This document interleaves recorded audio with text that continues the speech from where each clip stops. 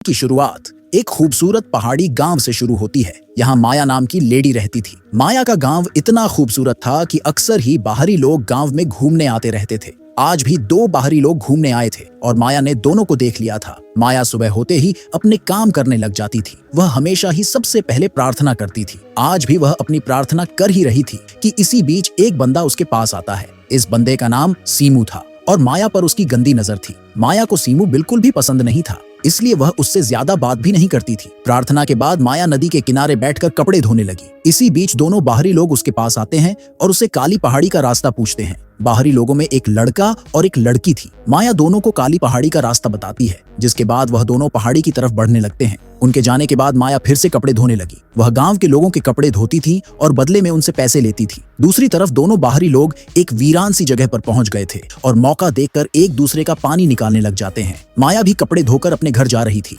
रास्ते में वह जब दोनों को पानी निकालते देखती है तो वह भी गर्म हो जाती है और वहीं बैठकर अपनी उंगली का इस्तेमाल करने लग जाती है। कुछ देर बाद माया अपने घर के काम कर रही थी। माया के पति का नाम नोआ था। 1 साल पहले उसके साथ एक हादसा हुआ था, जिस कारण वह चल नहीं सकता था। माया नोआ का पूरा ख्याल रखती थी और उसकी खूब सेवा करती थी। रात को नोआ माया से बातें कर रहा था। नोआ की टांगों का ऑपरेशन तो हो गया था, लेकिन वह अभी तक चलने फिरने नहीं लगा था, इसलिए डॉक्टर ने उसे थेरेपी करवाने को कहा था। नोआ के पास थेरेपी के लिए पैसे नहीं थे, जिस कारण आजकल वह उदास ही रहता था। माया उसे समझाती है कि मैं जल्दी ही पैसे इकट्ठे कर लूंगी और फिर मैं तुम्हारी ऐसी थेरेपी करवाऊंगी कि तुम जल्दी ही चलने लगोगे। इतना कहकर वह नोआ के पास आती है और उसे गर्म करने लगती है। हादसे के कारण नोआ की ताकत भी चली गई थी, इसलिए माया की कई कोशिशों के बाद भी उसका डंडा गर्म नहीं होता और बेचारी माया प्यासी ही रह जाती है। अगले दिन गांव में एक नया लड़का घूमने आता है और इस नए लड़के का नाम बिंसो था। रोज की तरह माया आज भी नदी किनारे कपड़े धो रही थी। बिंसो उसके पास आकर उससे काली पहाड़ी का रास्ता पूछता है। माया उसे पहाड़ी के बारे में बताकर पूछती है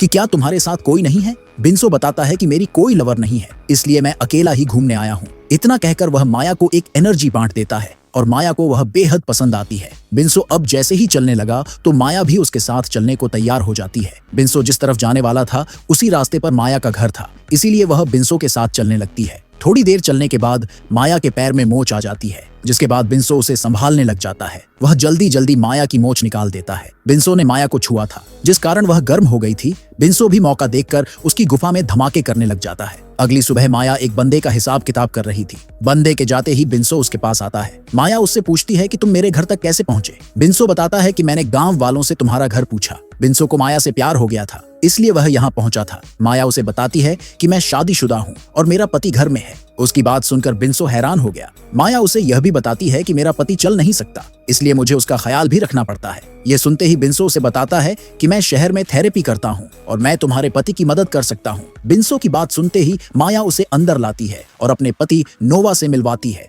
वह नोवा से झूठ बोलती है कि बिंसो यहाँ घूमने आया है और गांव वालों ने इसे हमारे घर भेजा है ताकि यह तुम्हारी थेरेपी कर सके। माया की बात खत्म होते ही बिंसो नोवा का हालचाल पूछता है और फिर उसकी रिपोर्ट्स देखता है। रिपोर्ट्स देखने के बाद वह हादसे के बारे में पूछता है। उसे बताया जाता है कि नोआ पीठ के बल एक पेड़ से गिरा था। सारी बातें सुनने के बाद बिंसो नोआ की टांगों की जांच करता है। जांच के बाद बिंसो माया के साथ घूमने लगा। वह माया को बताता है कि मैं जल्दी ही नोवा की थेरेपी शुरू कर दूंगा और बदले में तुमसे कोई पैसे भी नहीं लूंगा। घूमते घूमते बिंसो माया को अपने टेंट के पास ले आता है। बिंसो इसी टेंट में रहता था और मौका देखकर माया की गुफा में धमाके करने लग जाता है। सीमू भी इसी जगह पर था और वह साला छुप कर दोनों की वीडियो बना लेता है। अगले दिन बिंसो ने नोआ की थेरेपी शुरू कर दी। माया बिंसो के पास ही खड़ी थी और मौका मिलते ही अपने तरबूज बिंसो की पीठ पर रगड़ रही थी। नोआ ने दर्द के कारण अपनी आंखें बंद करी हुई थी, इसलिए वह माया की शरारत देख नहीं पा रहा था। थोड़ी देर बाद माया नदी किनारे कपड़े धो रही और इसी बीच सीमू उसके पास आता है। वह आते ही माया को वही वीडियो दिखाने लगता है जिसमें माया बिंसो का पानी निकाल रही थी। वीडियो देखकर माया गुस्सा करती है, लेकिन साले सीमू पर कोई असर नहीं होता। वह माया से कहता है कि अगर तुमने मेरा पानी नहीं निकाला तो मैं यह वीडियो तुम्हारे पति को दिखा दूंगा। माया उसे समझाने की कोशिश करती है कि तुम गलत कर रहे हो, मगर सीमू उसकी बात नहीं सुनता और उसकी गुफा में धमाके करने लगता है। सीमू ने माया की मजबूरी का फायदा उठाया था, जिस कारण माया पूरी रात सो नहीं पाई थी। अगली सुबह बिंसो फिर से नोआ की थेरेपी कर रहा था। उसकी थेरेपी ने जादू की तरह काम किया था, जिस कारण नोआ धीरे धीरे चलने लगा था। थेरेपी के बाद नोआ आराम करने चला जाता है, जबकि बिन्सो माया से बातें करने लगता है। बातें करते करते दोनों इतने गर्म हो जाते हैं कि घर के बाहर ही एक दूसरे का पानी निकालने लग जाते हैं। रात को नोआ को नींद नहीं आ रही थी। शायद वह माया से कोई बात करना चाहता था, लेकिन माया को नींद में देखकर चुप था। अगली सुबह बिन्सो फिर से नोआ की थेरेपी करने लगा। थेरेपी के कारण नोआ चलने तो लगा था, लेकिन फिर भी वह ज्यादा खुश नजर नहीं आ रहा था। रात को माया बिन्सो के पास थी। बातों बातों में बिन्सो उससे पूछता है कि जब तुम्हारा पति ठीक हो जाएगा तो हम दोनों का क्या होगा। माया उसे बताती है कि मेरे पति का डंडा काम नहीं करता, इसलिए तुम जब भी गांव में घूमने आया करोगे तब हम दोनों मजे किया करेंगे। बिन्सो को माया से प्यार हो गया था, इसलिए वह उसे अपने साथ शहर लेकर जाना चाहता था और वहीं शादी भी करना चाहता था। दोनों अभी बातें कर ही रहे थे कि इसी बीच दोनों के पास सीमू आ जाता है। सीमू इस वक्त नशे में था। वह आते ही दोनों को बुरा भला कहता है। इसी के साथ वह बिन्सो को सब बताता है कि मेरे फोन में तुम दोनों की वीडियो है। बिन्सो को उसकी बात पर यकीन नहीं था, इसलिए सीमू उसे वीडियो दिखाता है। सीमू अब फिर से माया की गुफा में धमाके करना चाहता था और वह भी बिन्सो के सामने ही। माया उसकी बात मानने को तैयार नहीं थी, जिसके बाद सीमू को गुस्सा आता है कि वह साला अपनी गन निकाल लेता है। गन देखकर दोनों बेहद डर गए थे। सीमू बिन्सो को एक तरफ करता है और माया को कपड़े उतारने को कहता है। सीमू नशे में था और उसके हाथ में गन भी थी। हालातों को देखकर माया अपने कपड़े उतारने लगी। उसके गोल गोल तरबूज देखकर सीमू उस पर टूट पड़ता है। सीमू सब कुछ बिन्सो की नजरों के सामने ही कर रहा था। बिन्सो माया की मदद तो करना चाहता था, लेकिन सीमू की गन उसकी तरफ ही थी। इसी बीच कोई पीछे से आकर सीमू को मार देता है। सीमू को मारने वाला नोआ ही था। नोआ यहाँ माया को देखने आया था, क्योंकि उसे पता था कि माया और बिन्सो का चक्कर चल रहा है। दरअसल जब माया और बिन्सो घर के बाहर ही मजे कर रहे थे,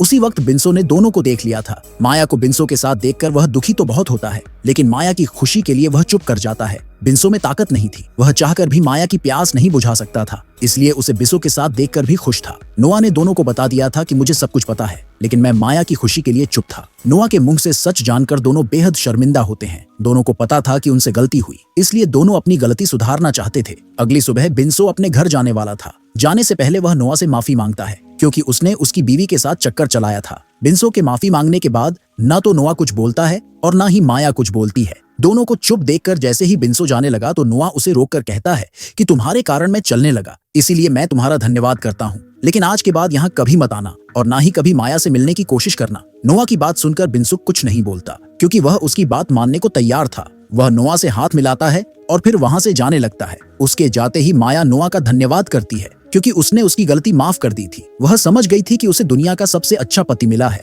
जो उसकी खुशी के लिए चुप हो गया था। वैसे जब से नोआ चलने लगा था, उसके डंडे ने भी काम करना शुरू कर दिया था। कहानी के आखिर में दोनों पति पत्नी खुश रहने लगते हैं और नोआ माया की प्यास भी बुझाने लगता है। इसी के साथ इस कहानी का यही अंत हो जाता है। हमारी वीडियो देखने के लिए बहुत बहुत धन्यवाद।